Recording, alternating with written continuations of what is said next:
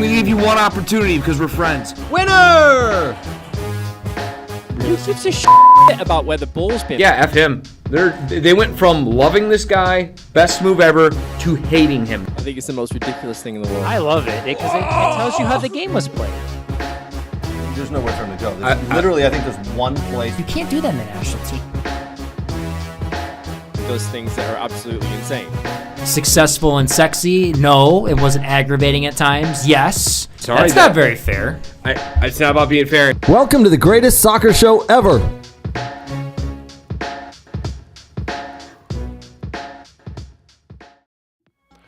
Hi, friends. How are you? Happy Sunday, November 10th. Yeah, I can't believe it. The year has just flown by. It's incredible. We had another full week of football here, or soccer, if you will. But yes, welcome to the weekly recap from We Are Soccer. Another full week of soccer to talk about. Next week, domestic leagues are off. It is International Week, and we know you all love International Week just like us. Yeah, International Weeks suck.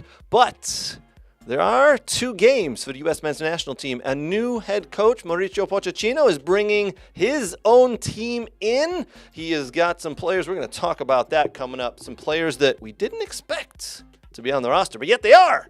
Awesome. We're going to talk about that. Playing Jamaica, home and away. Actually, away, then home. The 14th and the 18th. Lots to get to U.S. men's national team. We're going to talk a little college soccer as the tournaments are going on. Not the NCAA tournament. That happens in a couple of weeks, but there's still the conference tournaments are happening. We're going to talk about that. We're going to talk about everything. Oh, and by the way, did you hear? Messi and Inter Miami are no longer in the MLS Cup. Out they go. I'm going to tell you why that's a bad thing. I'm going to tell you why that is not a good thing. No bueno. Not for Brooks. He's really happy about it. Yay. Brooks is happy. He's the one who controls the applause meter there. I'm going to tell you why it's a bad thing and why I think it should... It may take the viewers and the ratings and everything else down with it. All right, so we got a lot to get to there. We're going to talk about the did you watch that snore draw today? Arsenal versus Chelsea. The numbers are really even, by the way. I don't want to say snore draw, but it wasn't what really we were hoping for. I was hoping for more there. Sorry. 1-1 at Stamford Bridge. Just was hoping for more, and then Arsenal could have won it to death, and of course they didn't. Also, Rúben Amorim, the new Manchester United head coach, is due to take over tomorrow, except visa delays. He hasn't been able to get his visa yet, so delays there. We will be taking over probably in the allotted time that he was supposed to, which is November 24th against Ipswich. So don't worry about that, Man United fans. Again, it's an international break for the next week and a half to 2 weeks, so nothing happening there. Oh, by the way, history was made this weekend, if you want to call it history. 898 games Pep Guardiola has gone without losing 4 matches in a row until now. His Manchester City team, one of the best teams in the world in the last 10 years, finally let him down and has lost 4 games in a row. Villa slumping, Manchester City slumping, Arsenal slumping. What is happening with 3 of the big 4 this season? Incredible. Liverpool, flying high. My word, Liverpool. They played Villa this weekend, beat them 2-0. Incredible. I tell you what, really impressed by Liverpool. We'll get into the Villa game. Villa slumping big time. I think they've won 1 in the last 8.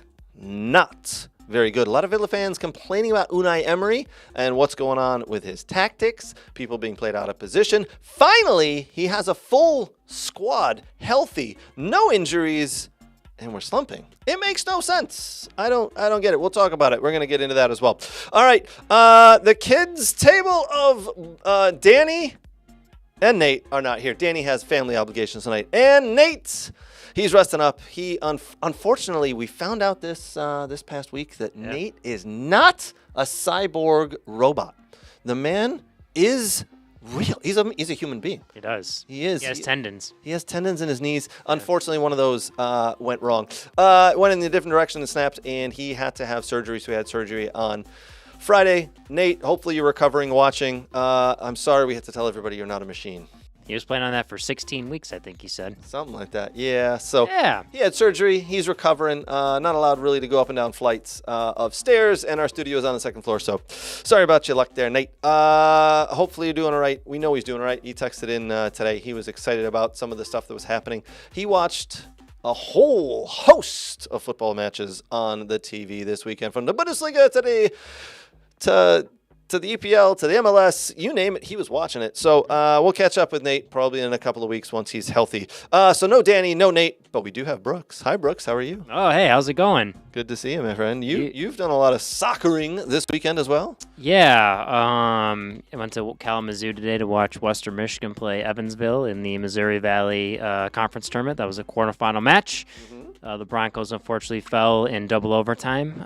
So their fate shall be decided on Selection Monday, which will be the 18th of November. So that'll be interesting to see if 10 wins and a couple good wins at the beginning of the year in non-conference, gets them into the tournament. Only 48 teams make it, so it's not like the college basketball where you got 64. Yeah. Or a couple playing games, so they have 68 now. But a lot less teams, only 212 Division I men's teams, so it'll be interesting. And I did that. And honestly, I'm watching a lot of ESPN Plus this weekend and watching the teams over on the West Coast and in some of the other conference tournaments, just trying to see what's going on over there. And just kind of watching a lot of different soccer, that's for sure. Good, man. Hey, it's always good to watch a lot of different soccer. Yeah. Let's jump in. Let's talk EPL. It's always a big favorite, right? So the big game this weekend was Chelsea hosting Arsenal. Arsenal finally getting Martin Odegaard back after being out a couple of weeks. You expected Arsenal really to push forward, but Chelsea been flying high in the past couple of weeks, man. I tell you what, they have been putting some stuff together. Madueke, Nicholas Jackson, Cole Palmer, Pedro Neto. They've been playing really well, putting the ball in the back of the net. Today, it was a little different. Wasn't quite what the opposition they've been playing against in the last several weeks, which is not as good. Arsenal came out tentative. Both teams kind of went at it a little bit, but then backed off. And overall, at the end of the first half, you just went, I expected more. Okay, let's see how they come out at the half. Let's see the changes they implement. And then they came out at from the half, and you went, it's just more of the same. There were some opportunities. There was a goal each, obviously. But you just thought there would be more from these two high-flying teams. I don't know. I was left just wanting more. Let's put it that way. The funny thing was, I think it was 90. I think they played 7 minutes or 6 minutes additional at the end of the 90. And the ball crosses midfield. Arsenal have possession. They're going down. And you see the referee look at his watch, put his whistle to his mouth, and then he just continues watching the play. And he's like, oh, well, let's just continue going. Let's see what happens. And you're like, whoa. If the additional time is up, you need to blow the whistle, my friend. Mm-hmm. But he was almost like, whoa, we might have some action here. It's been a while. Let's see what happens. Arsenal go down. I think it was Martinelli who crossed the ball. Really nice cross. And Trossard got his toe on it. Yep. Just not enough of a toe. Not enough of his foot. And the ball slipped wide. And you're just thinking, oh, my word. The referee gave you an extra opportunity. You need to take advantage of that, Trossard. Not to be. Saka limped off halfway through the second half. Some issues there. He may not play for England in the internationals that are coming up for them. Looks like he's dealing with a muscle injury. A lot of muscle injuries going on in the last couple of weeks across the league. So something to keep your eye on there.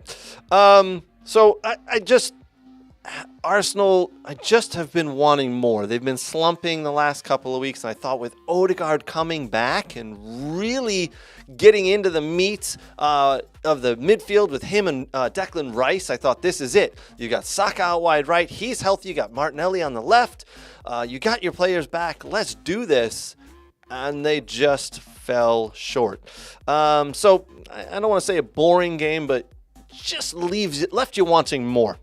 Let's jump in. Man City lose again, 4th in a row. The first time Pep Guardiola has lost 4 games in his professional managerial debut. It's bound to happen at some point when you coach for that long. Is that not nutty, though? Like 898 games. Is that not nutty? No, I mean, listen, like he's always had really good teams. I mean, they've definitely been teams worthy of not losing more than 3 games in a row. I mean, you know what I'm saying? Like, Agreed. I get everyone goes on a streak, and I know one of those games you want to count them was a Champions League game. You know, so league games he's only lost 3 in a row. 3 in a row now. 3 in a row. 3 in a row, and then the Champions League game. Yeah. But they went up 1-0. They went up 1-0. Holland scored. Yeah. Does it again. The guy just keeps scoring. Scored in the 23rd minute there. And you just figured they're either going to win this game 1-0 or they'll put a second in and Brighton will just fade away. But no. Incredibly, 5 minutes, a 5-minute spell.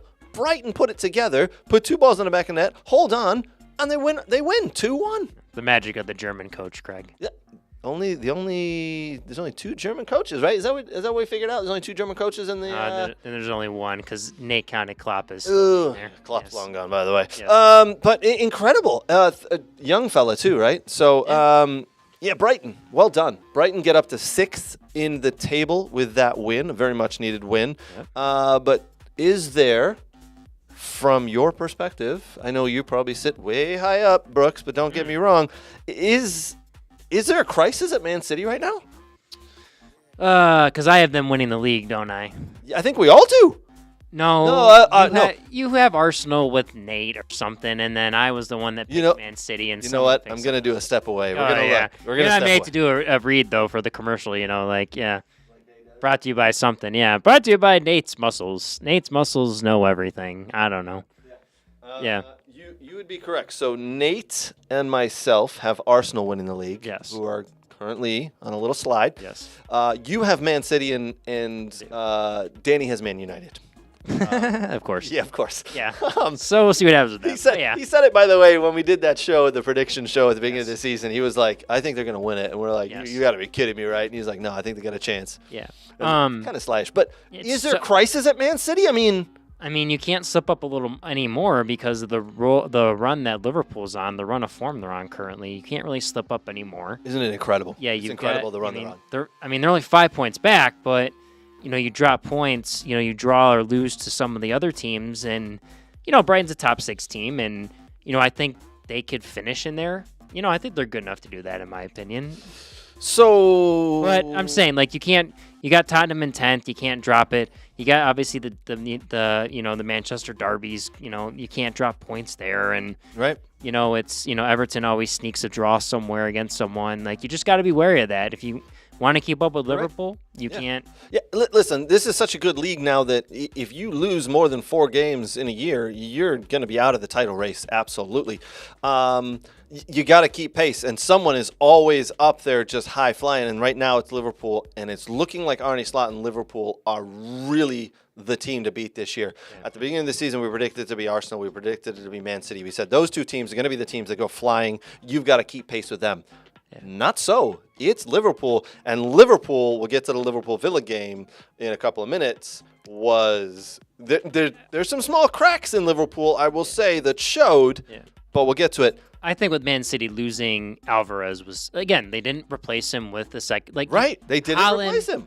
With what Haaland's trying to do with his national team to get them back in form. I mean, he's going to play all the international breaks with that team just because he wants to get them into European competition. He wants them to qualify the World Cup. Yep. Especially for 2026. So, I mean, he's all hands on deck for playing as many games as he can, but you need to give him rest at times in games or to bring him out and have a legitimate second striker to come in and score you goals, Agreed. And not a single person in the world outside of a Man City fans is going to say, oh, boo-hoo, you have a little bit of an injury crisis as well. You've only got 13 or 14 healthy players. Man. Not a single one outside of Man City and their club and their supporters is gonna give any rats what about that, because their players, their combined value of like £1 billion. So trust me, no one is giving you any sympathy for that. But they are suffering through a little bit of an injury crisis at the moment. Now, I've said it before, I'll say it again, that's not an excuse at this level. If there's someone to blame for that, It's your coach and the training staff. So that's on them. You know, they don't have a Grealish. They don't have a Kevin De Bruyne. There's a couple of injuries at the back they're dealing with. But the bulk of your team is there. Deal with it. I'm Every surprised he club played deals with it. Kovacic as a single pivot. I mean, Kovacic, I think, has to play in a double pivot. I mean, I he agree. just can't cover the ground. He's not quick enough, and he doesn't work hard enough. I agree. But I think with the players that they have healthy, a double pivot's not going to work. Now, Man City have actually switched up their tactics a little bit, right? So now they're playing the single pivot instead of the double pivot. They're actually going deeper and more direct a little bit more often. Sure. They're trying to win that first one, and when they don't win the first one, they're trying to win the second one. Haaland gets on the end of it, and if he can't, they'll win the second one. Which I think plays more to his strength, honestly. Yes. Yeah, which plays way more to his strength. Yes. Gets more touches on the ball. It's obviously not translating into wins right now, though. I think it's an adjustment period, that's for sure. And the question is Kyle Walker going to get up and down and whip in balls and do because once you change to more direct, sometimes it's a whole style of adjustment and different of when you can get forward and when you can't, and who's playing in the back. Because it looks like obviously they had Gvardiol playing back there with Simpson, and then Walker and then Lewis were in the back line there, and that's not a normal back four for them. Absolutely not. Stones wasn't there, nor was Akanji. Yep. Okay. Yep. Yeah. And so it's just been a lot. It's been a lot different for them. And Kovacic and Gundogan and Foden. Usually De Bruyne's in there. I mean, it's a steady three, but and then where you play Phil Foden, it looks like they have him here as a 4-1-4-1. That's what they had him in here. It looked like. Which we've never seen them play before. Yeah, that's pretty defensive if you think about it. It really is. Yeah. So it's a unique situation at the moment, and I think other clubs are taking notice of this and are putting them to the sword at times. This is a young Man City team. Now they're going to suffer if they can't get some players healthy, some of those main players healthy again. They're academy players like McAtee have to step up and some other guys. And exactly. Foden. I guess Foden's always been a good supporting role player. Like he's stepped up and he's scored big goals. But this is kind of is it your time to take over the team now? That's the question because De Bruyne. You say that, much. But he was Premiership Player of the Year last year, right? True. Right. But I see where you're coming from and completely agree with you. So I don't know, guys. You tell me, is it crisis time? It's close. If they don't get some players back healthy, some of their main players healthy, they could fade away. You can't win the championship in November, but you can certainly lose it, especially when your rivals of Arsenal, Liverpool, and now Chelsea enters the race. Are flying high and putting points on the board. Here's some other scores that happened on Saturday. Brentford won 3-2 over Bournemouth. Crystal Palace 0, Fulham 2. Crystal Palace. Fulham's up the table, though. I think Fulham's moving up the table. Crystal 7. Palace have fallen into the bottom 3. Yeah. It's incredible. And the West Ham coach is now under fire because they tied 0-0 with Everton. Oh, I thought they were turning the corner. I thought they were going to turn the corner. I thought this was their week to turn the corner. Was it not? Oh, my word. They did a 180 and went straight back down the same tunnel because it's bad. Everton's going to do it again. Danny and I thought they'd get relegated, but they're going to stay up somehow. They're going to stay up. Do you know why? Because there's teams that are way worse than them right now. Yeah. It's incredible. Ipswich got their first win, though, against Tottenham. Ipswich. What a phenomenal game that was today, by the way. We'll talk about that one in a minute here. Wolverhampton Wanderers put together a win. They beat Southampton. Wolves now move up the table slightly after their first win, 2-0 over Southampton. And that was your Saturday for the Premiership. Listen, Sunday, today, actually had, besides that, the Chelsea-Arsenal game. It was a little boring, right, as we said. It had some decent games. We'll start with that Tottenham 1, Ipswich 2 game. Yes, Ed Sheeran was in the stadium. He was watching that game. A brilliant goal, by the way. Overhead kick, bicycle on the 6-yard line. Some absolutely terrible defending by Tottenham to allow that to happen. And then an own goal happens. Tottenham looked like they could actually get back in this and get a draw, but Dominic Solanke kept getting stuffed. He couldn't put it together. Tottenham have been one of the most inconsistent teams in the past 5 weeks. It's incredible. You beat Man City, you beat Aston Villa, you lose to Ipswich, and then they lost to someone else. I can't remember at the moment. You're thinking, what the F? Inconsistent. Is Ange on the clock? No, I don't think so because I think he did so well last year. I think he'll turn around. Now he has a couple. Well, of Levy, as we know, Levy likes to fire guys left and right. That's the tough part, right? That's the tough part. Daniel Levy's a bastard, man. He will definitely fire you if you look at him the wrong way. I think he got Ange Postecoglou at such a good rate, though, that it's worth holding on to him and saying we'll work our way out of this. Excuse me. So, listen. I don't think he's on the clock. I think he's a good coach. I think he's really turned the club around. He's going to really do a nice job of. They'll give him time. Yeah, we'll see what happens this winter transfer window. Yep. Bring in another transfer window. We'll see what happens. Richarlison went down this past week in the Europa game with a hamstring injury. Looks like he's out long term. He's still a main player for them. No. Last year we were joking how he just can't score goals. Oh man, he's still the same way. Yeah. He's like a rich man's Anthony for Man United. That's how bad he is. But yeah, no, I think Ange is still the man. I think that club will get it, but it's just very inconsistent. Yeah. So yeah, all right. Games left to talk about are that the Nottingham Forest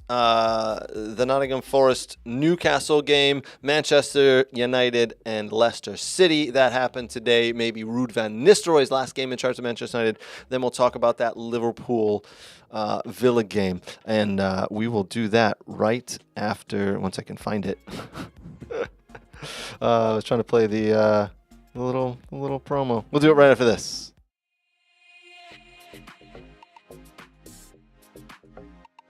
Hi, Brooks. We're at our favorite store, Soccer World in Rochester. We're just gonna do some light shopping. Nothing big.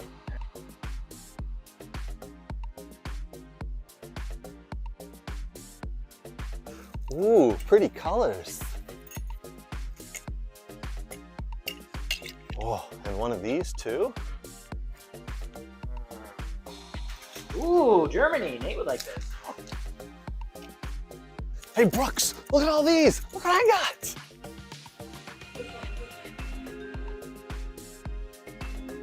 South America. Ooh. Wow, that's not MLS. Cool. Socks? No.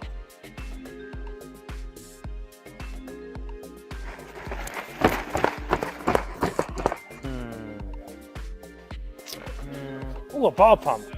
Next in line. Sir, you're next. Right. That's a mannequin, you know that. Huh? It's a mannequin. Oh. Sorry, sir.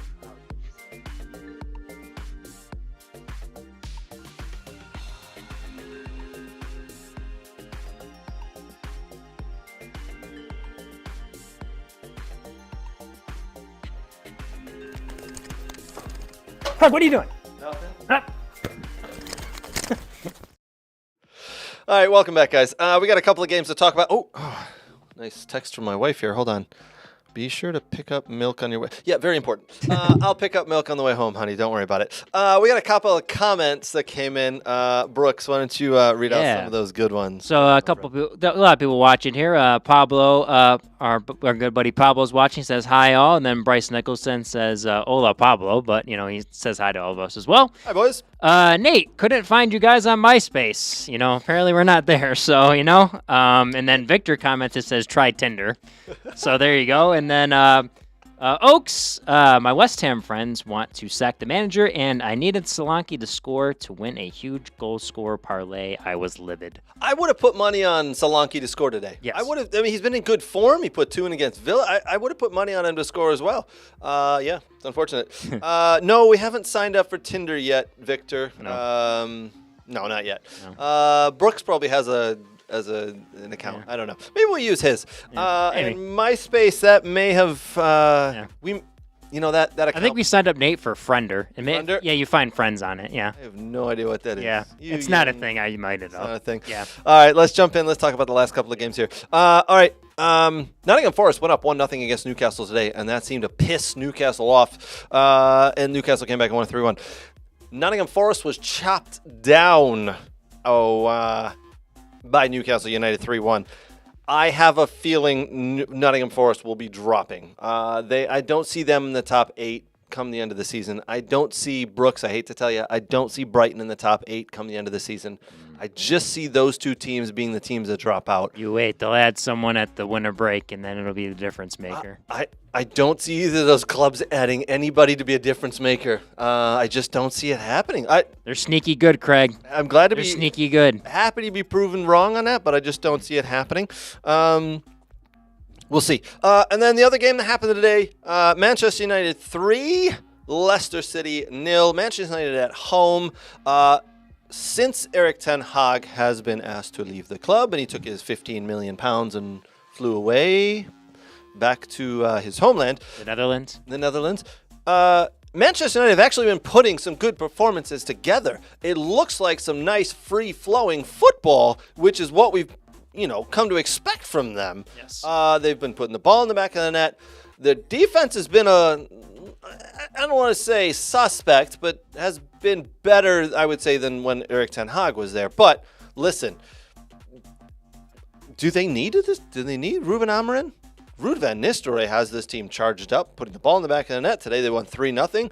I think Bruno Ruud feels the Fernandes same is way. scoring goals. Garnacho's scoring goals. They seem to have they seem to be just playing well. I think Rube would feel that way too. Do you really need to bring this guy? And I think he's probably got I think I got a good sense of the team here, and running.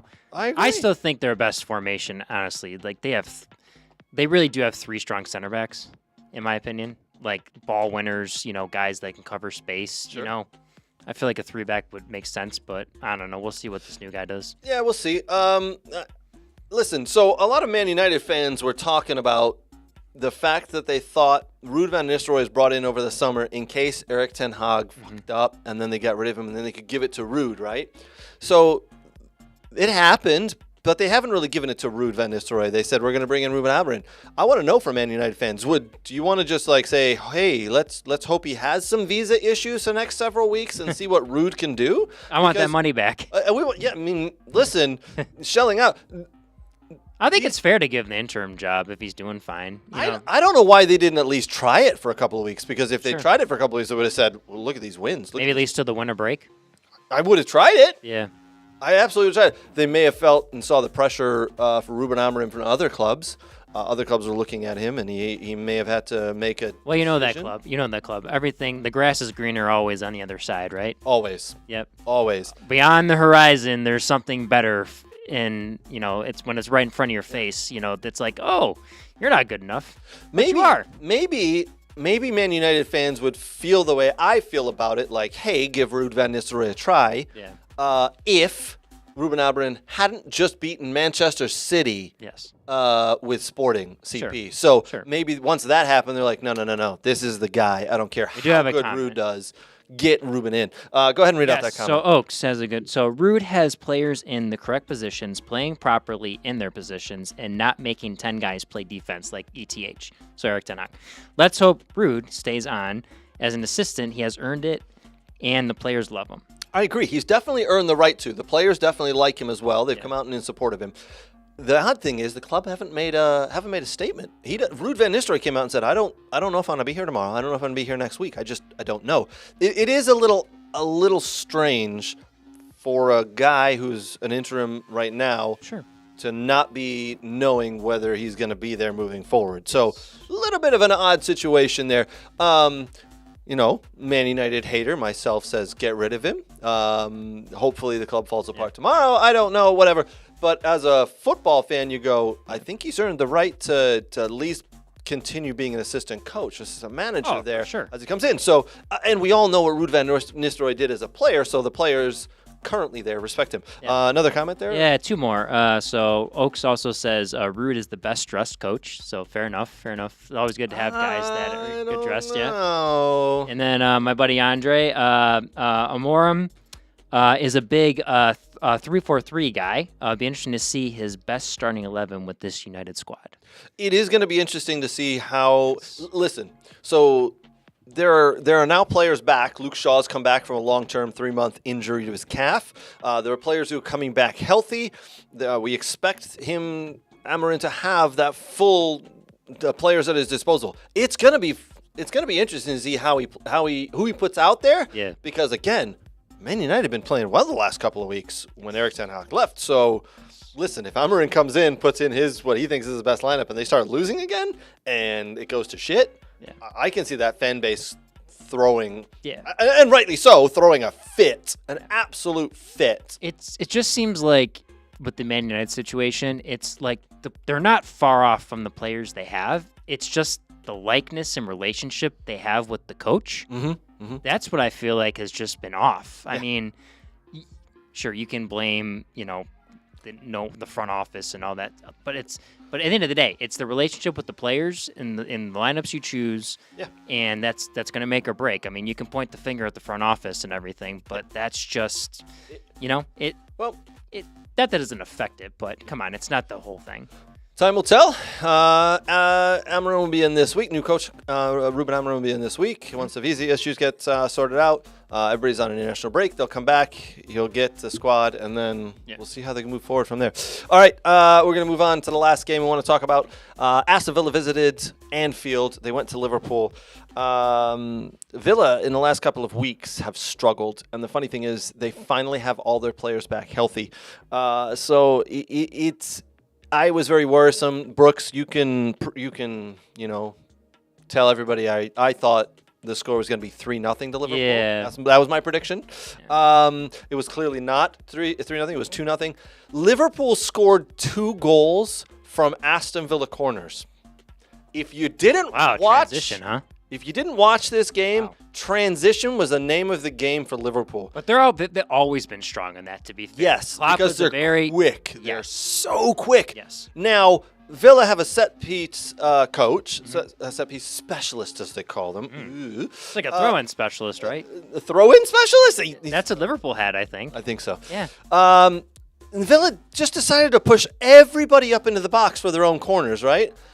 And we all know, as you just said, Brooks, Liverpool are known for counterattacking because of their speed. Yes. What the fucking hell? Yeah, I'm pissed about it. They scored 2 goals from counterattacks from Villa's corners. Yeah. There was almost a third. It should have been a third if Darwin Núñez had put the second one breakaway he had in there.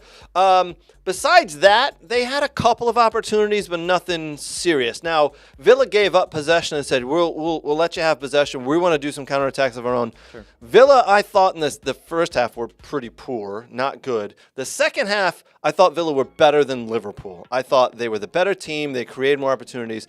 They just can't put the fucking ball in the net right now. Morgan Rogers missed a pretty easy one.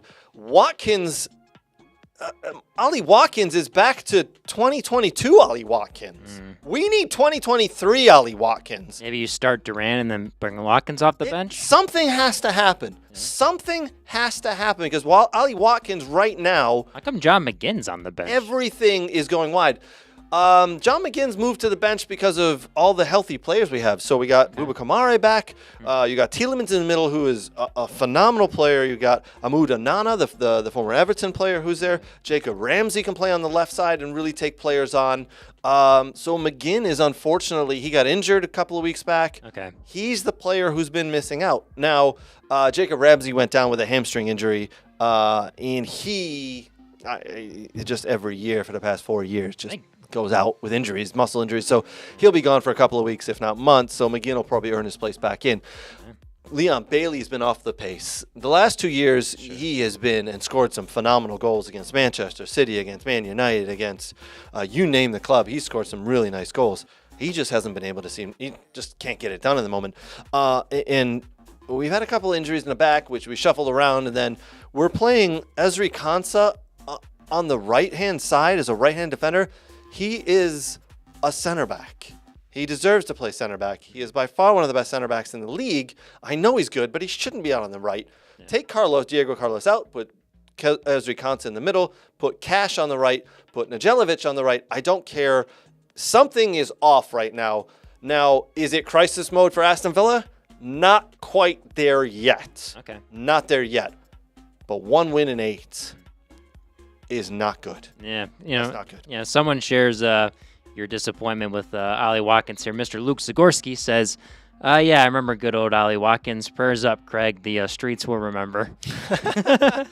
Ollie Watkins 2 years ago, I don't know if a lot of viewers remember, I told Nate I will give him to Man United. You Yeah. can have him. Yeah. I do not want him. He is not the finisher we need. And then last year, he goes and proves me wrong. Yeah. And he scores 20 goals in the Premiership, and you're like, wow, I didn't see this coming. What a phenomenal player. That is why Aston Villa finished 4th in the league, because Ollie Watkins scored 20 goals and was absolutely incredible. 20 goals with 11 assists. What has he done this year? Yeah, Andre. Dang. Yeah, Andre commented here. He said that was maddening to see these goals because it's unlike an Emery type of squad to be so open on their own attacking corners. Yeah. He watches, my buddy Andre watches the Spanish league a lot, so he's seen a lot of Emery. Unai Emery is very detail oriented, so it was bizarre. And again, it could have been 3 or 4, but Yeah.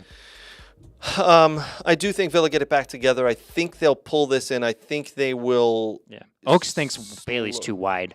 He thinks he plays too wide a bit too much.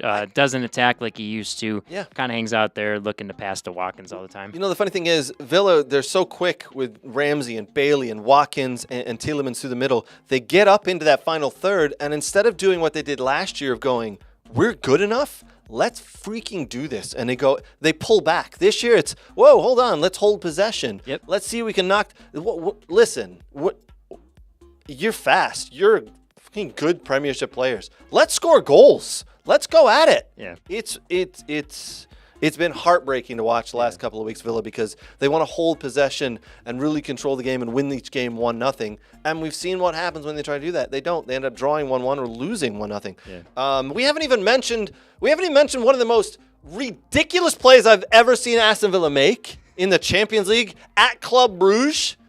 Did you see the penalty kick? The giveaway, Tyrone Mings. Did you see this? No. Okay. No. So, but apparently the chocolate wasn't good in Bruges. So no, maybe it's that's terrible. why. Yeah. So just so everybody's aware, Champions League, Aston Villa undefeated after 3 games. Go to Club Brugge, 60th minute, something like that. Emi Martinez puts the ball down for a goal kick. Tyrone Mings is off to his left, about 5 yards away. He's looking around, seeing what's going, surveying. Emi Martinez plays in the ball, plays it a couple of feet in front of him. Tyrone Mings goes, you must not have meant to play that, so I'm going to put my hand on it and pull it back. Puts his fucking hand on the ball, pulls it back, and the referee blows his whistle and goes, that's a penalty kick. Your goalkeeper just played you the ball in the box from a dead ball. And listen. I'm going to give you a quick example. I drop something. I'm standing up. I drop something. My first instinct as a soccer player is to stick my foot out. No matter what it is, stick my foot out. Why the F is a professional soccer player, when a ball's kicked to him, putting his hand on the ball? You're not a fucking goalie. Why are you putting your hand on the ball? Your first instinct should be to reach your foot out, stop the ball, trap it. Did he play rugby when he was younger? I don't know. Maybe he's taken too many headers, too Maybe. many knocks to the head, but unconscionable what he did. All right, we need to leave this subject. Yes. You're getting worked up, and I know it's not a good streak for you right now with your Villa. I know. Okay, let's put up the final table as it stands right now as we head into an international break. Apparently, the table didn't want to show up. Yeah, the table didn't want to show up. I do have it saved in there somewhere, but it didn't want to show up. Listen, Liverpool flying away. They're 5 points ahead of Man City and Arsenal right now. Villa down to 8th. Brighton up to 6th. Ipswich move out of the bottom 3 with that win today. Congratulations to them. That's the former Tottenham player, right? That had to end his career early, right? That coaches Ipswich Town. Ian McKenna. Yeah. And former Manchester United assistant coach who they did look to bring back. So he's doing a very nice job. Yeah. Very young coach doing a nice job. All right. So did you hear about Messi and Inter Miami? Did you hear about Brooks? Did you? I did. Did you? You did? I did, yeah. Hear about this? Are Yeah. you serious? I heard they needed like 15 minutes of more stoppage time so they could maybe win. Maybe. Yeah. All right, we're gonna talk about Lionel Messi and Inter Miami getting booted out of the MLS playoffs, and why I actually think it's bad. This is bad. We're gonna talk about it right after this. All right. I'm Craig Hearn. Today, I'm here with the football doc, Dr. Zachary Atwood. He's going to show me some simple exercises and stretches to do before my soccer games. Because to be honest, I'm getting a little older and I need to be better prepared for these games. All right, he's got some stuff he's going to show us. Let's jump in. What's up, guys? Dr. Zach here with Craig. We're going through a dynamic warm-up here. Super important, especially in this age group as we get older. A lot of guys that I see, they go right from their car and straight to the field without any warm-up. We want to make sure that we're getting the body warm, we're getting loose, we get the heart rate up so that we can help reduce injuries. All right, guys, so I've got Craig currently doing some grass sweeps. He's doing a Frankenstein stretch, and he's also going through some pogos right now. Whoa, Craig, what the hell?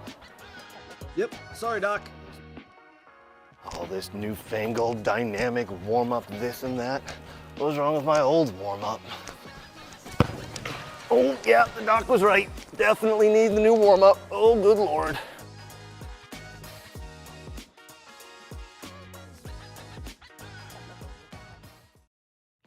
All right, we're going to talk about Messi and his Inter Miami superstars are no longer playing in the MLS playoffs.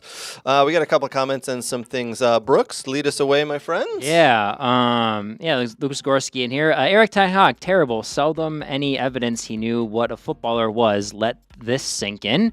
Ten Hag sold a left back, refused to use an emergency loan left back, and let him go, even though the other two left backs have been injured for most of the season. So what does he do next? ? He sells a right back, moves their player of the season right back to left back, signs a new right back, and then plays the new right back in the new number 10 role. Wow, that's like a merry-go-round of position moving. I'm inclined to agree with Mr. Zagorski there. I don't think he knew what he was doing. Yes.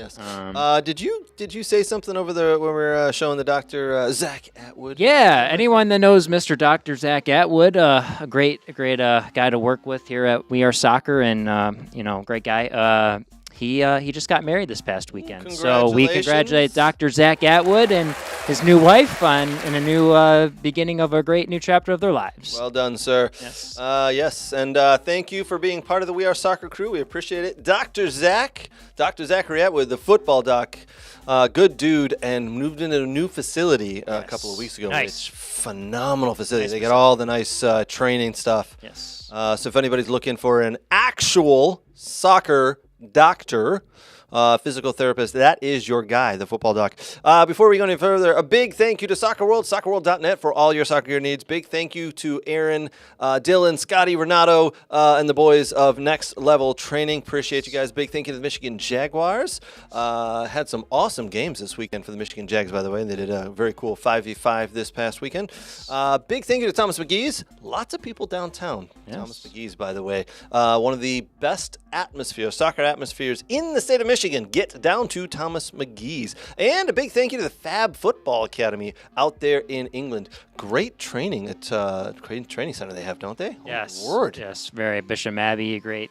We're the England men's national team, or the national team used to train. So great program. If you have a gap year or you're looking to get some experience over there in England, definitely something to look into, that's for sure. Absolutely. You can find all of our partners and our sponsors scrolling along the bottom line here.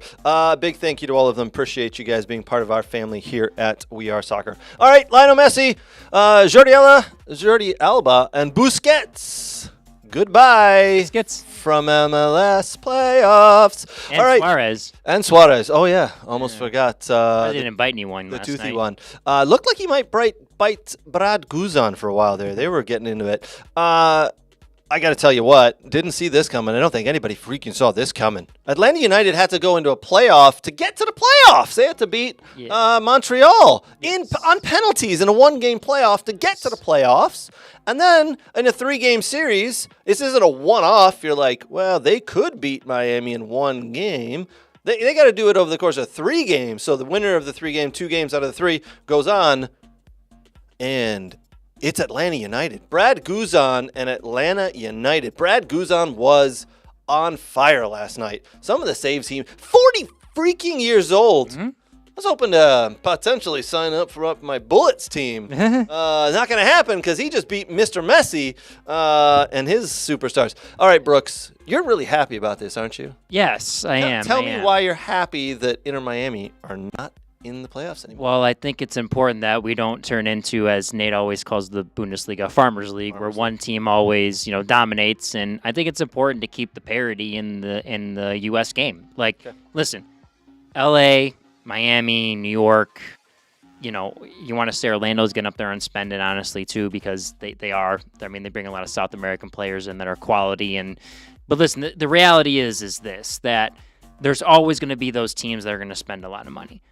But I think it's important that everyone has a chance to win, because I think that's the way the game grows. You have to feel that your club has a chance. Sure. And listen, Atlanta United aren't a bottom of the barrel. They're not the Philadelphia Union, where they don't spend a lot of money on players. Agreed. And which is why Mr. Jim, if we get that to that later, Mr. Jim Curtin, one of the reasons why he left, because they wouldn't, increase the budget and spend.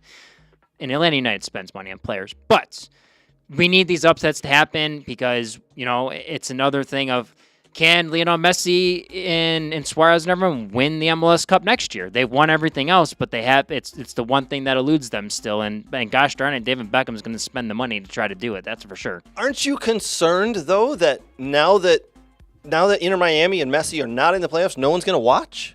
I mean, I'm from my standpoint. Listen, I'm a football fanatic. Sure. I watch this stuff nonstop. Sure. MLS is not exactly in my top leagues to watch, but because Messi was there, I'm like, I'm going to tune in and I got to watch this dude play. The average fan that, maybe it's not affiliated with the club, like they don't have an MLS club they watch, Sure. Probably won't watch. Right. But the soccer fan that just loves soccer, that wants to see the domestic game grow, sure. And then there's going to be the fans that all they gave two rats' asses about were Messi winning the thing. And that's just going to happen, Wouldn't it have been better if Messi and Inter Miami had made it all the way to the final and lost there? I mean, I think Apple feels that way for sure, because Absolutely that's they do. going to be tough. But, as we've kind of alluded to that, I'm interested to see how things progress if MLS uses Apple TV, because that's the reality of it, is like, if you go to a bar, you can't just turn the game on Fox or whatever. It's got to have Apple TV, and people don't have that, and it's really limiting, to be honest with you. I mean, everyone has an Apple iPhone and Apple products, but it's just something that, you got to pay extra. You got to pay for that. You got to pay for Apple TV, which I believe is what, $10 or $15 a month. But then you have to buy the MLS season package. MLS it's like $70 and whatnot. But I have it because I watch the MLS Next Pro, because that's what I'm interested in, the MLS games. But, I don't know. For me, it's good. We need parity. We can't just have these rich teams dominate. I mean, that's how the LA Galaxy were for a while when Beckham came in, and it was Galaxy, and then finally, Timbers won, Seattle won, and Toronto FC, has won, and Atlanta's won. Like, I like, and Columbus has won. It's something I would rather see parity than just one team in it over and over again. It's like the MLB. It's like this past year, like the Dodgers and Yankees, like the two richest organizations. Like, I don't want to see that crap. Like, I hate both those clubs because they just spend and spend and spend. Sure. Like, I don't want to see MLS turn into that. It's just not right. Okay. I mean, I get it, but man, I don't have a ton of interest anymore, because we got the league up here. It took me a second. All right. So, sorry that we got the bracket up here. Yeah. I get where you're coming from, but I also, my interest is now waning. If I'm being very honest. I mean, which team do you feel you have something closest to that's left? If you had to watch anything. This is a really good question to ask me, because the top three teams I would have followed are Columbus, Cincinnati, and Miami, who are all been booted. They are. That's because we all picked them to win MLS. I mean, Cup we too. did. We one of them. So good experts we are. Yeah, I know. Right? Yeah. All right, but here you go. Here's the bracket. Here's what we got going on. So LAFC, number one seed, they've moved on to the semifinals. They play against Seattle. Seattle beat Houston. In the other side of the bracket there on the West, you've got LA, who are the number 2 team in the West, and they're playing against Minnesota. Yes. Minnesota, eh? Minnesota, by the way, Brooks. I'm going to tell everybody again. Well, I thought it was the wooden spoon for them, but we both picked them to finish last. Yeah, that was a bad one. We were wrong on that for sure. I actually like all these matchups, to be honest with you. I mean, it's intriguing. Orlando, Atlanta have always had good battles in the MLS regular season. We have the New York Derby. And what do we call that? Is it we get the baseball, which is the Mets and the Yankees, the Subway Series. What do you call the New York City? I FC forgot Red Bull? this. I forgot what it was called. Okay. What the New York Derby was called.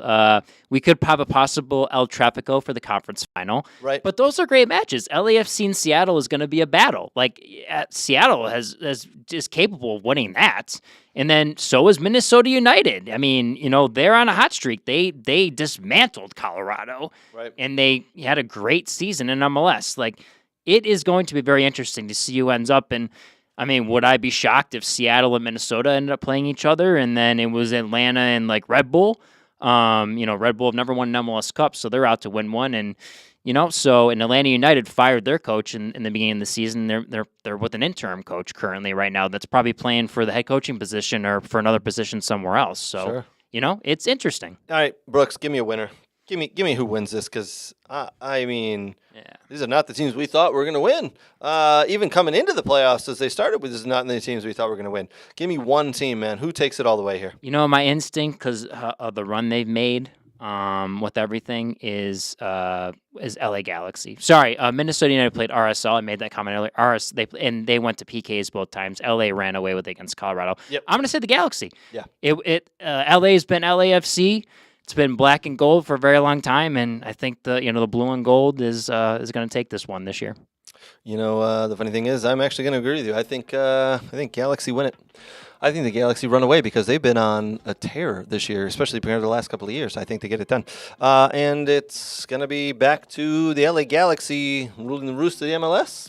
Yeah, I mean, listen, they got rid of Chris Klein, which I think was needed, and they need to change in that front office. And Greg Vanny's done a tremendous job, and he did a great job in Toronto. Struggled for a few years in LA, and finally got some players there with Marco Royce and Ricky Puig, and added some other great additions. And yes, sir, it's great to see the Galaxy back in it. I think it's important both LA teams and then both New York teams are competing. Yeah.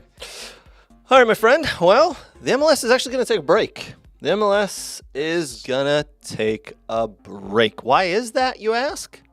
Well, U.S. men's national team is back playing. They've got a CONCACAF quarterfinal to play, a home and away. They start out away, then they come home.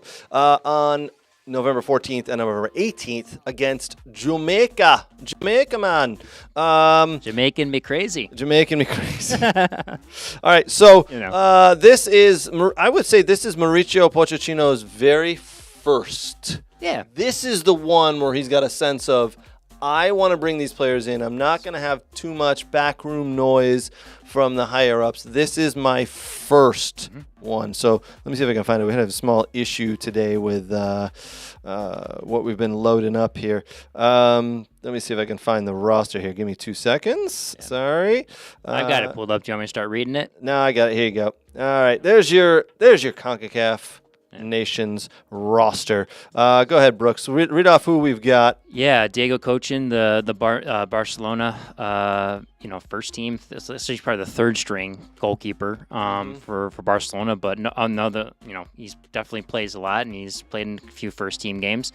Patrick Schulte, the Columbus Crew first team goalkeeper, St. Louis University former goalkeeper. Zach Steffen. Of the Colorado Rapids, and then Matt Turner, obviously, of Crystal Palace. So it's interesting to see, who do you start? I think Turner had a bit of a blunder, not so great game against Mexico, but Steffen wasn't the greatest in the MLS playoff matches. Do you go to the young kids? I mean, Schulte really hasn't played much with them, and he just got called in. He's young. He's like 20s, he's in his early 20s, late teens. So I got to say it's Matt Turner. I think Matt Turner starts this. I think the other guys will sit the bench, but both games, Matt Turner, unless there's a horrendous blunder in the first game. Yeah. I see Matt Turner both games starting. Yeah. No, you're good. Defenders, Mark McKenzie of Genk, Tim Ream, Charlotte FC, Chris Richards of Crystal Palace, Anthony Robinson of Fulham, Miles Robinson just eliminated with FC Cincy in the playoffs, Joe Scally of Mönchengladbach, and Austin Trusty of Celtic. Yes, sir. Yes. Playing over Celtic in Scotland now. I mean, listen, the only one I'm going to disagree with again is Tim Ream. I don't know why we keep running this guy in here. He's 36 years old, maybe 37 by now.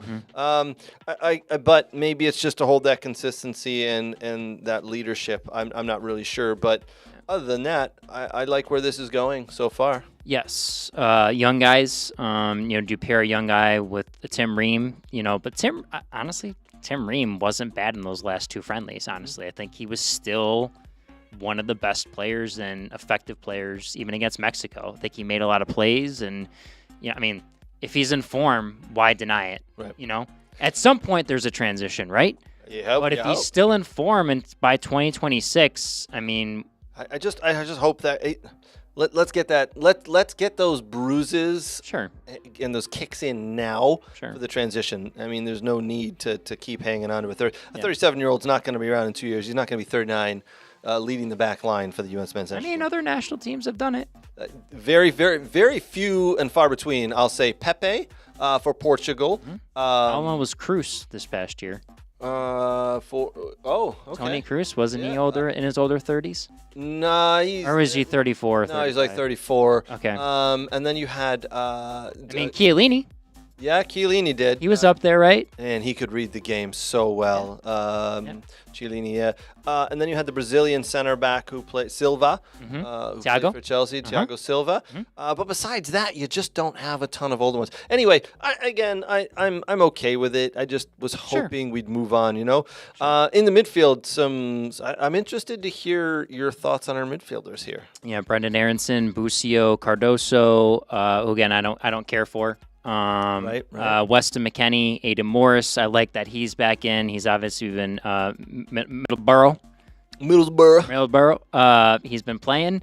Musa, who's actually, honestly, when I've watched AC Milan, has been playing out wide, and Pochettino did play him out wide in the last international friendlies. So he's versatile. Tanner Tessman, moving to Lyon in France, I think that was a good move for him. A league where it's be competitive, but it's not too much for him. I know from his highlights and what I've seen, he's actually done pretty well playing for Lyon. Malik Tillman, I don't know how I feel about Tillman. I like it. You start McKennie, Musa, Tessman, or start McKennie, Morrison, and Musa. I don't know what you do. Aronson's interesting. He comes off late off the bench. Do you start him? It's interesting. I think it's a good young midfield. I think Pochettino's looking to see, again, I think he knows the 12 to 13 guys who are the rest of the guys that are going to step in and be competitive. Agreed. I'm also going to tell you right now, Malik Tillman made U.S. men's U.S. men's national team history this past week, being the first player to record 3 goal contributions in a UEFA Champions League match, as his PSG team beat Girona this past week. 1 goal, 2 assists. The first U.S. men's national team player to do that. 3 goal contributions in a Champions League game. So congratulations to Malik Tillman. Again, I don't mind the midfielders. I think that's fine. Nothing that doesn't stick out to me or should be there. The forwards is where I really was hoping Nate would be here this week, because finally we've got Brandon Vasquez in there, right? Yeah. We've got a Cade Cowell, which is an interesting one. Zendejas. What are your thoughts? So you got, I'll read them off. We got Cade Cowell, Ricardo Pepi, Christian Pulisic, Brendan Vasquez, Tim Weah, and Alejandro Zendejas. So Tim Weah has been on a goal streak. He scored for Juventus, I believe, in Champions League. I think he had 2 goals, right? Or 3? He's had 3 goals in the last 4 games for Juventus. Yes. Good. Yep. He plays a little bit of wing back for him. He'll play wide as a winger. They'll use him in different spots. So I think we are very effective when Tim Weah is in the game, because he can play out and out wide. He can come inside the game. So that's good. Zendejas, not as good of an athlete, but technical. So he brings a different aspect to the game. I think a Zendejas player is someone that Pochettino likes, because I think he can find spots for him to be successful when he's in and playing with the right players around him, where Berhalter, I think, failed to do that. Sure. I like Cade Cowell, good out-and-out winger as well. Pepe and Vasquez as strikers, as central. The interesting part is, as I've watched AC Milan and Pulisic play as the 10, do you try something and maybe put McKennie, Morris, and Pulisic at the 10, and then you have Vasquez, Weah, and Cowell wide? It's really interesting with how Milan has used Pulisic. and how Pochettino sees how maybe he can use him for the national team. I think we're going to get a real sense of how he wants to use Pulisic, and it's often how often he wants Pulisic on the ball, because obviously Christian Pulisic is by far the best, most skillful player that we have on the U.S. men's national team. How often do we want him on the ball? Do we want him as a 10? Do you want him out wide? I mean, he preferred. Listen, I like him central from Milan. It's really interesting when he plays central. It is interesting that he plays there, but I think for the U.S. men's national team, he's just done so well out wide left that it's hard to say come into the middle. Yeah. I don't know. He's just The done 10 so spot, far out left. The 6 and 8 spots are fine. It's that 10 spot they can't seem to find anyone to hold the position. And I think if he's done well with his club team and they've played him there, why not try? I mean, yep. Pochettino obviously has an idea of where he wants to play, and we'll see where it is. They play in Jamaica this Thursday, 8 p.m. Then they're home in St. Louis on Monday, the 18th, also at 8 p.m. against Energizer Park. Energizer New Park. name. 8 p.m. both games, home and away, away home, however you want to say that. And quarterfinals, Jamaica.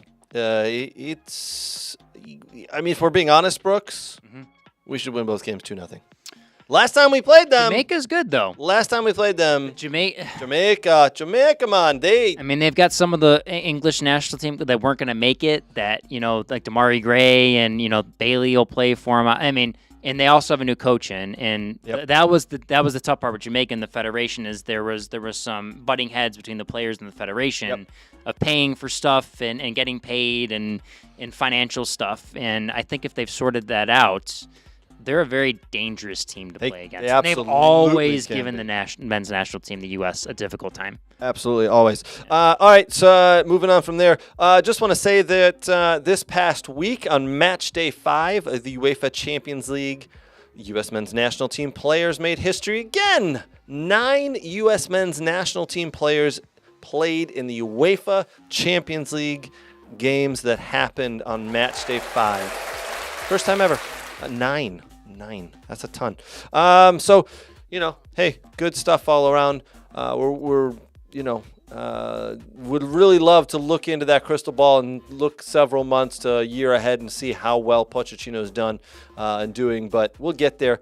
We'll see the formation he brings out. Everybody's keep their eyes on that game on Thursday and Monday against Jamaica. Yeah. We'll see how it goes. All right, Brooks, we got I may have to load the graphics up here again. Yeah, we'll quickly go over it. We got some college soccer stuff to get to, my friend. Yeah, anyone likes the college game or interested, here you go. Yeah. All right, while I load that stuff up, why don't you tell us what's going on, my friend? Actually, there you go. There's your Big Ten. There's your Big Ten tournament that's happening, and we now know who's in the finals, do we not? Yes, we do. It is the final will be Michigan traveling to, so Michigan is the 7th seed, so they took out Indiana. They won 1-0, and they just beat UCLA today on penalty kicks after playing double OT. I hate to say it, but congratulations, Michigan. Yeah, we'll give them a congratulations. I know we're MSU grads, but it was the year looked lost on the last day of the regular season because they had to beat Wisconsin to get into the tournament. Incredible! I mean, Shakadeli's done well just to get into the tournament, and now all of a sudden he's in the final. Yes, he's turned his season around, and we've seen this happen with teams before. Correct. Who knows what happens if you get that hot hand going into a tournament. Yes. So, and then it looks like Ohio State, they were up 3-1 I last checked against Washington. So it was a kudos to the two Pac-12 teams that came in this year and making the tournament. That's pretty big. And Brian Mazonoff has been named the Big Ten Coach of the Year. Yes. Brian, a local born Michigan, played at De La Salle. Lived from Warren, Michigan, and great job at Ohio State. Injuries, he's done a hell of a job. A lot of injuries last year. Really changed the program around. So that will be an interesting matchup because I think Michigan wants that one back after Ohio State smacked them 6-3 in Ann Arbor.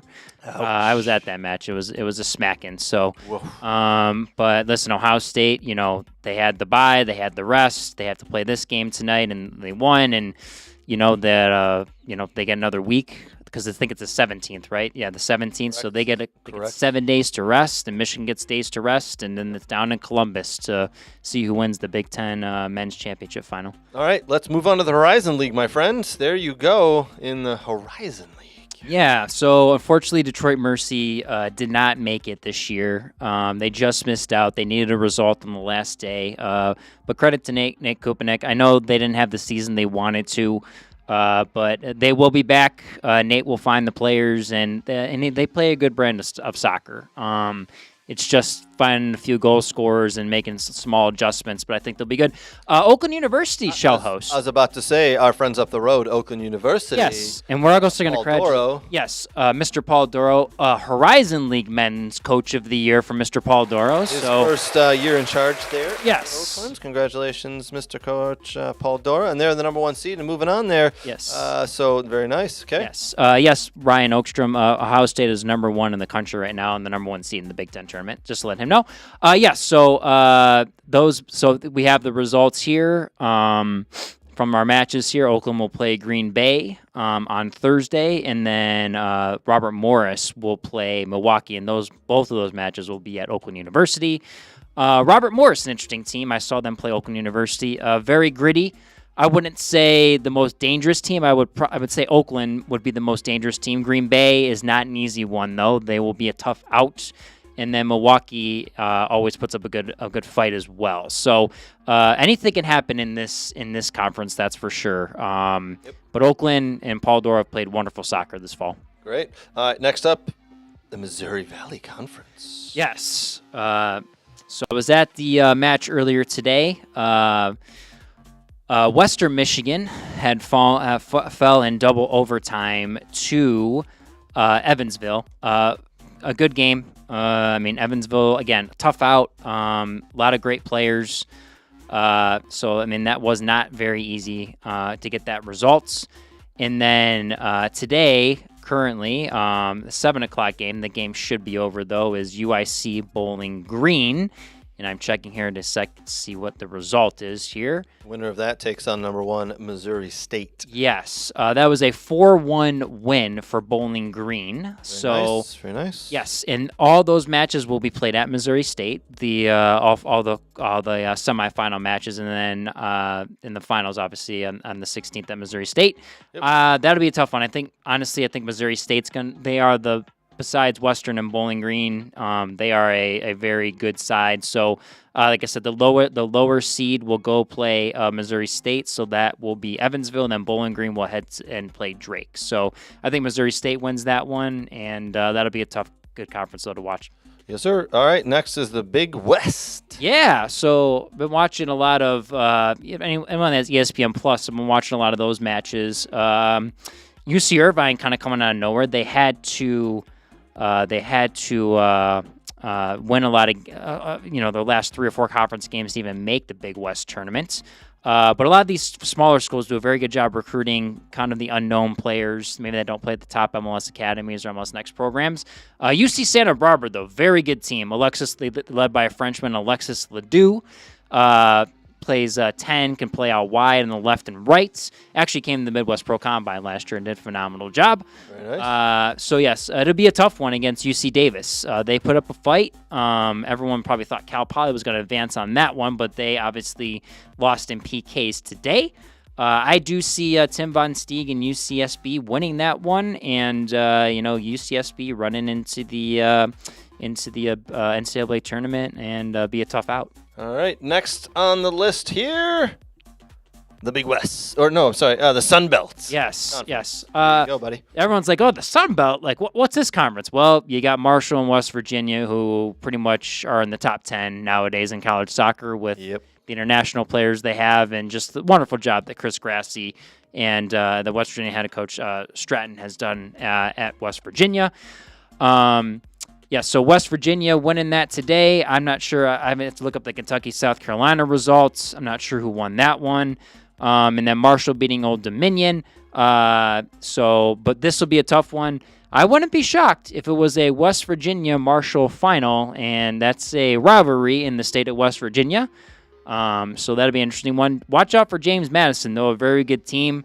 Dropped the last game of the season against Old Dominion at Old Dominion, which got him a lower seed here.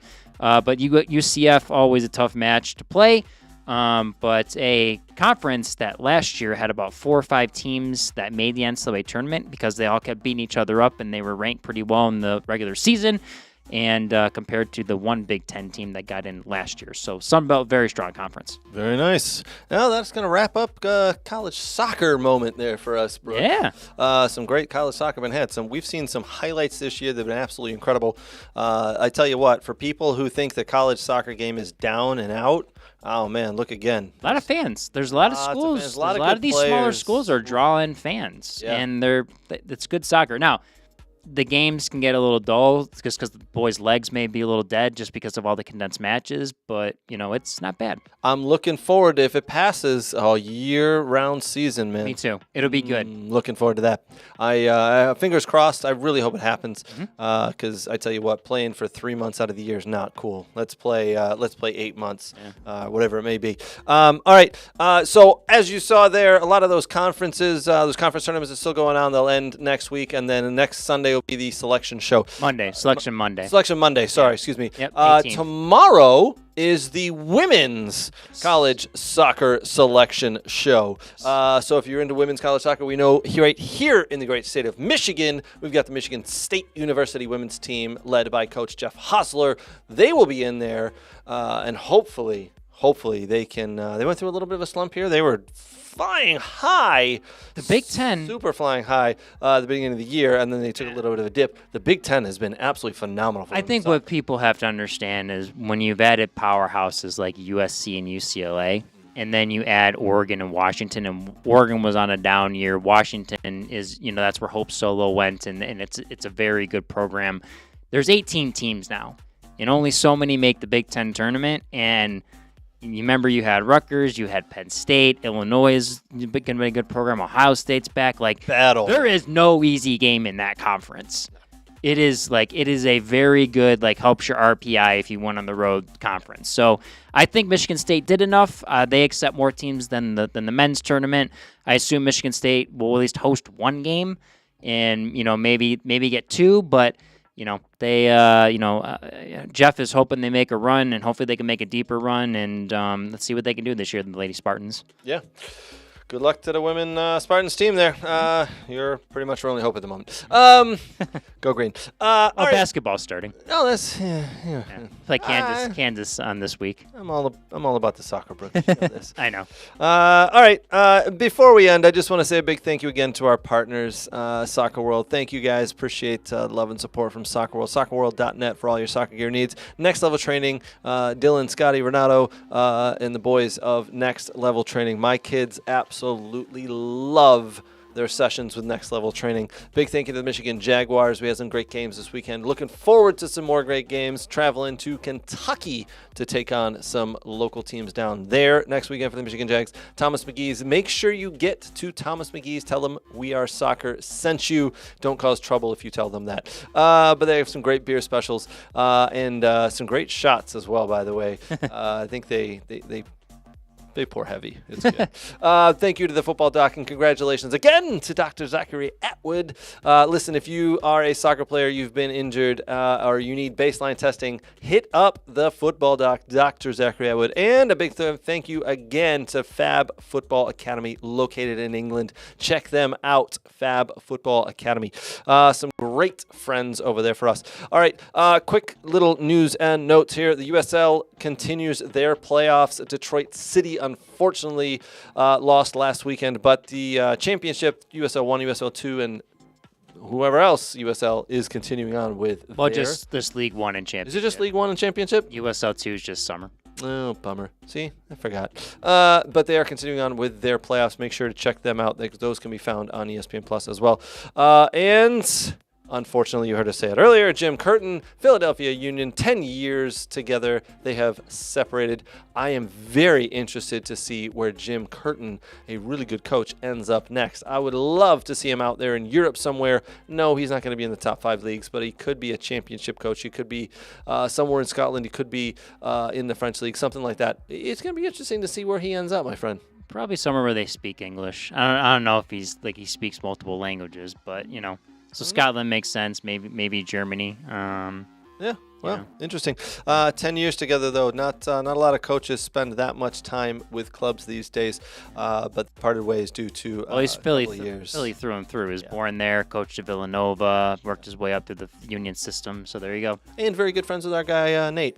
Apparently. Yeah, They met at a coaching convention. Yeah, that's what it is. You meet at a coaching convention and then hit it off. You're best friends, right? Best friends for life. Yeah. So he's out. All right. Again, thank you guys. Appreciate you joining us. Do us a huge favor. Give us a like. Give us a subscription. Give us a share. We would love it if you could do that.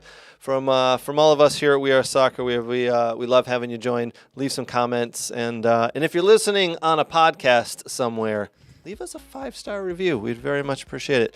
All right. Until next time, we'll talk to you guys later. Cheers. Cheers.